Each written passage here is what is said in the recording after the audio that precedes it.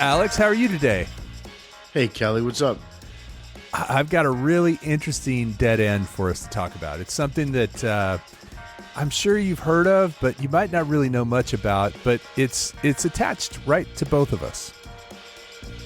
Oh, attached to both of us. Yeah. So you mean like a funny bone?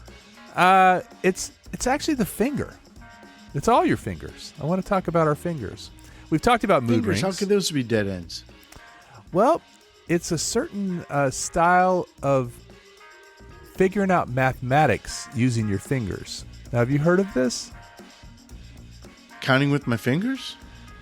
It's where you put your hands on the table and you raise your fingers up and down in a certain kind of way to calculate numbers, addition, subtraction, multiplication, stuff like that.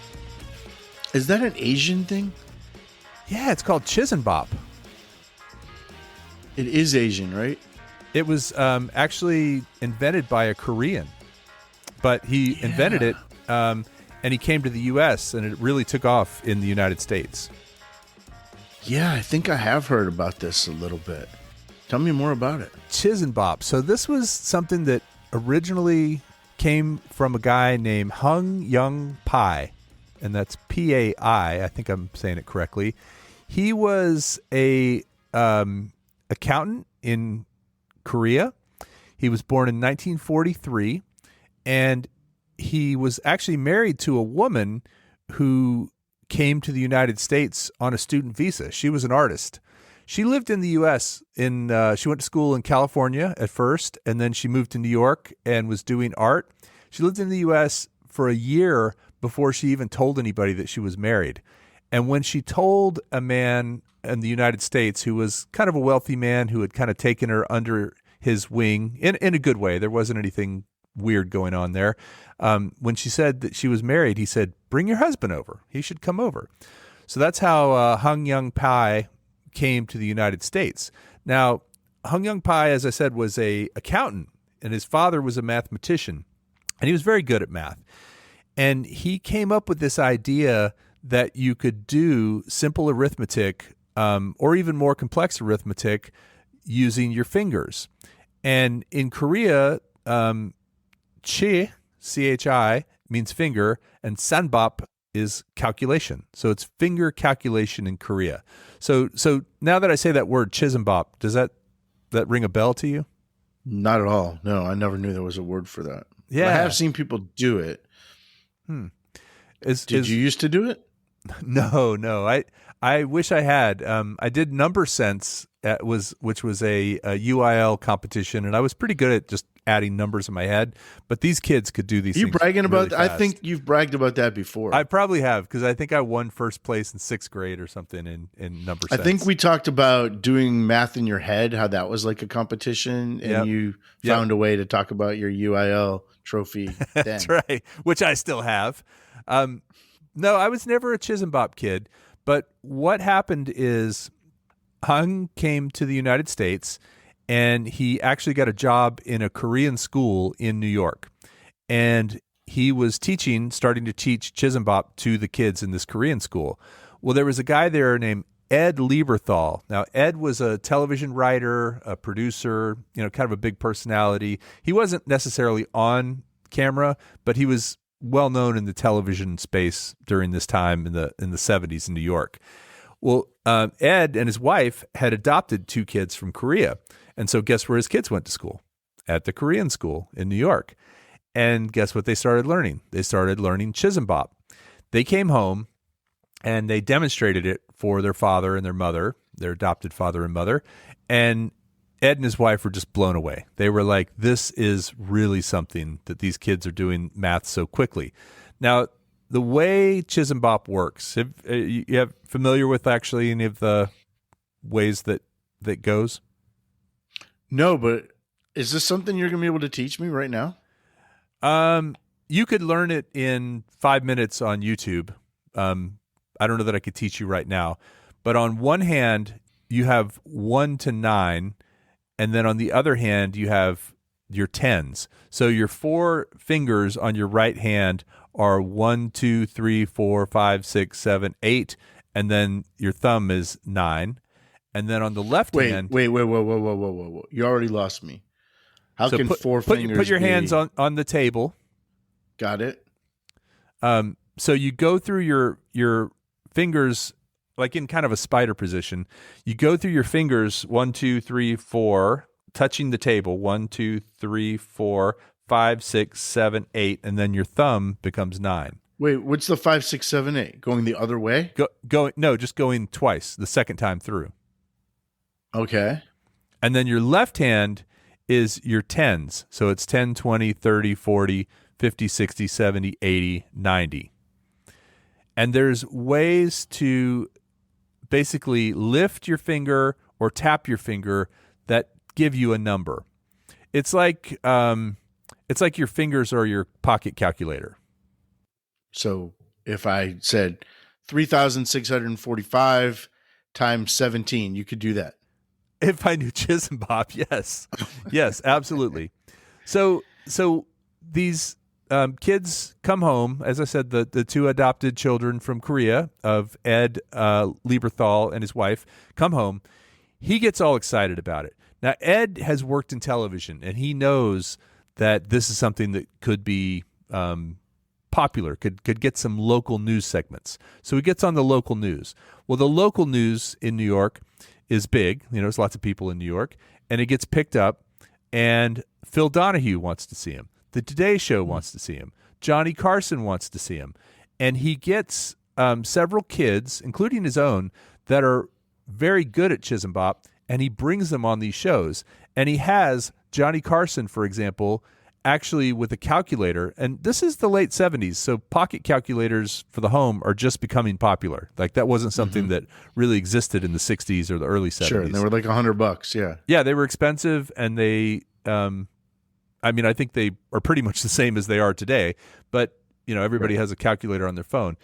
He would read off these sequences of numbers to add or subtract or multiply, and he would have Johnny Carson, for example, do this on a pocket calculator, and he would have these two girls that were with him do it with Chisanbop.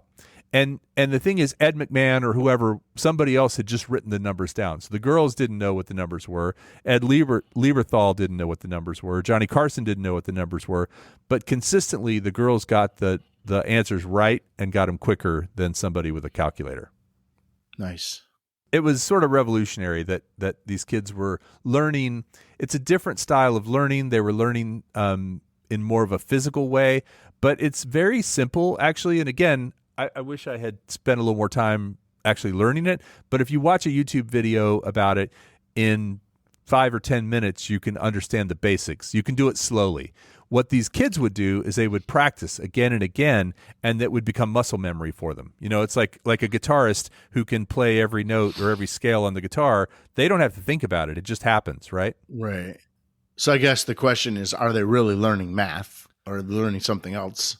That's actually exactly where a lot of the disadvantages and the critiques of Chisanbop came in. First of all, in order to go beyond 99, you have to remember a number. Like you have to actually bank a number in your head, and then you add it to or subtract it from that number that's above 99. There's no negative numbers. I thought you were going to say they have to take their shoes off. That would be. I'm trying to think of a funny name for Chisanbop with your toes, but I can't think of one. Anyway, the teachers kind of thought it was gimmicky.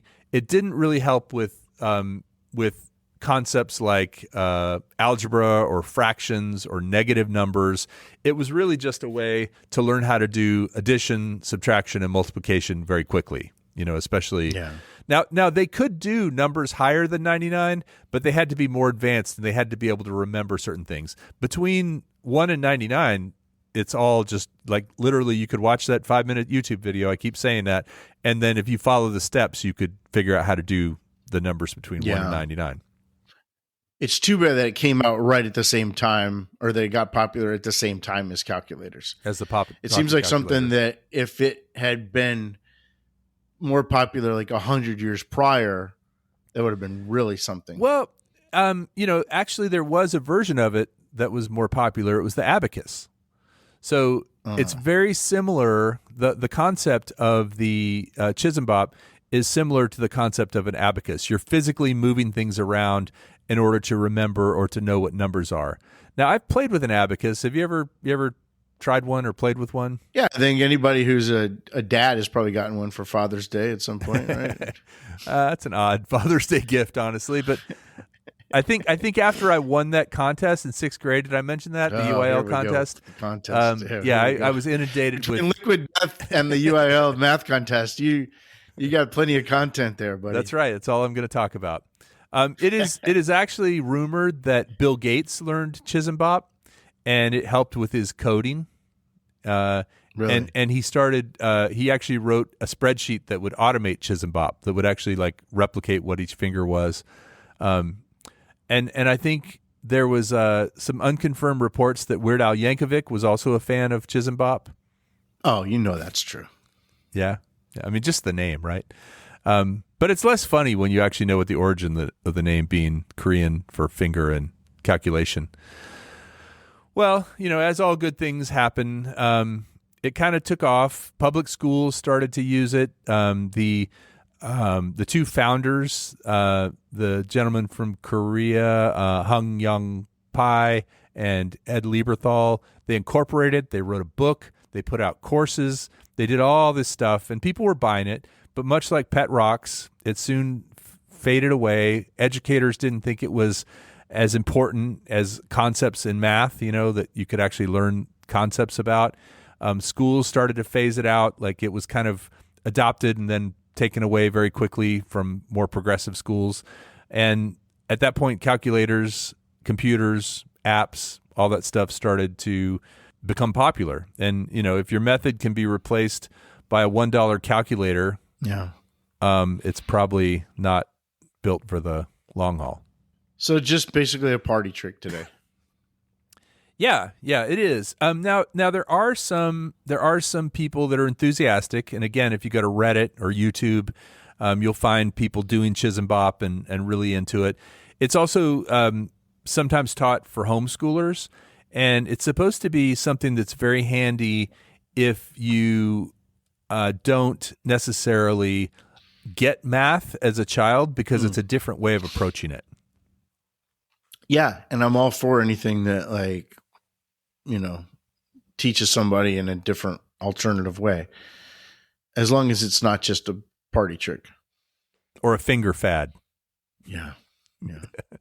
Well, that was Chisanbop. There is a 60-minute documentary on YouTube if you search for like the history of Chisanbop, and it tells all about the Pai family, and actually interviews with the daughter of the guy that invented it, and it talks more about actually the mother who was over here as an artist. She was still alive when this was produced.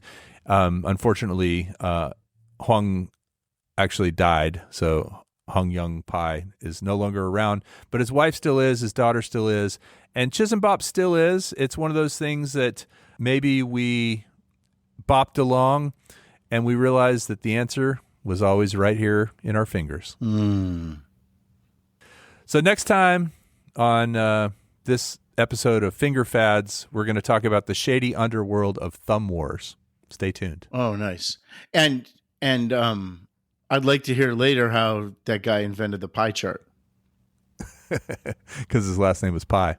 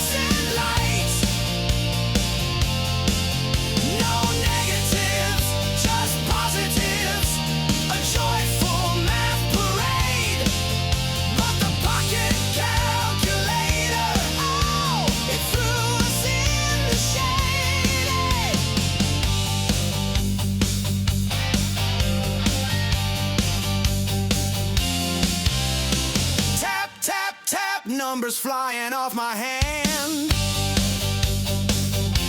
A classroom carnival, wasn't it grand?